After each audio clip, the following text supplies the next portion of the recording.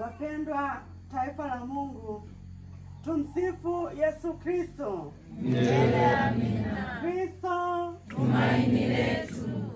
Basi kwa niaba ya familia, kwanza kabisa tunapenda kumshukuru Mwenyezi Mungu kwa zawadi ya uhai aliyomjalia mdogo wetu Gertrude.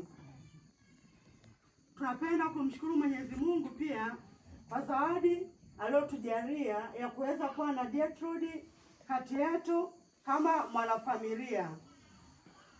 Baada ya kumshukuru Mwenyezi Mungu, napenda pia kumshukuru baba paroko, mapadre, watawa na ninyi nyote wanafamilia ambao mmefika hapa ili tuweze kuungana katika siku hii kwa namna ya pekee kumshukuru Mwenyezi Mungu kwa ajili ya mpendo wetu Gertrude. Katika kumshukuru pia na katika kumwombea aweze kupumzika kwa amani. Basi kwa kifupi ningependa kusema kwamba kuondokewa na mpendwa wetu, mdogo wetu Gertrude, ambaye kwa kweli ni mdogo wetu katika familia. Kama jinsi ulivyozaliwa, kuna mtoto wa kwanza, wa pili mpaka wa mwisho. Yeye ndio mtoto mdogo wetu wa mwisho. Katika hali ya kibinadamu, kweli tungeweza kulalamika sana, kusikitika sana na kuumia sana, sababu tungeweza kufikiri kwamba kwa nini aende yeye ambaye ni mdogo? Kwa nini aache familia yake mapema hivi? Kwa nini mipango yake yote ivurugike mapema hivi?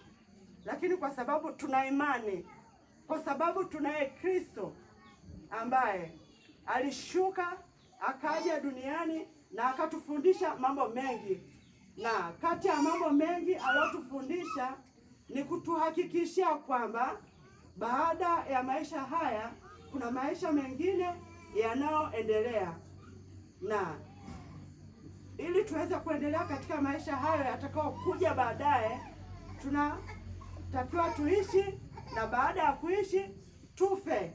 Kabla ya kufa hatuwezi kwenda katika maisha yale ambayo alituhakikishia Bwana wetu Yesu Kristo kwa kutuambia kwamba nyumbani kwa Baba yangu kuna makao mengi.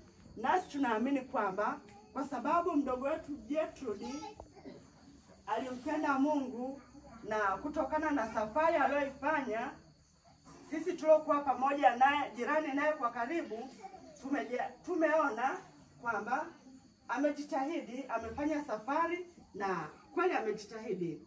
Kwa hiyo tunaamini kwamba kwa huruma ya Mungu mahali alipo sasa ni pema, sababu na dakika yake ya mwisho kabisa amebahatika kupata sakramenti.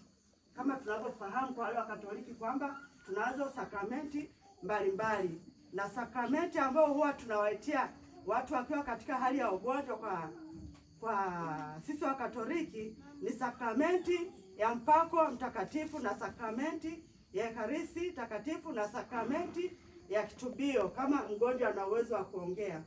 Lakini kwa sababu alikuwa katika hali ambayo sio njema sana, basi aliweza kupokea sakramenti ya mpako mtakatifu.